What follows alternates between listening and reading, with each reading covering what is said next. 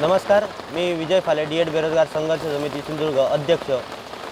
16 जुलैला त्या ठिकाणी हे आंदोलन सुरू झालं आमचं आणि आज या आंदोलनाचा चौथा दिवस त्या ठिकाणी 19 जुलै वार शुक्रवार।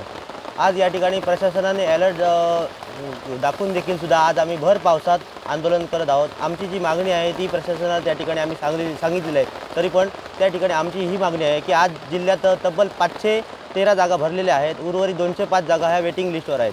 आमची उर्वरित आमची जी मागणी आहे ती उर्वरित ज्या जागा रिक्त आहेत त्या जागांवर आम्हाला न्याय मिळावा, सरसकट भरती व्हावी आणि तब्बल जिल्ह्यात त्या ठिकाणी 350 पेक्षा सद्यस्थितीत माझ्याबरोबर डी.एड बेरोजगार संघर्ष समितीतले आहेत।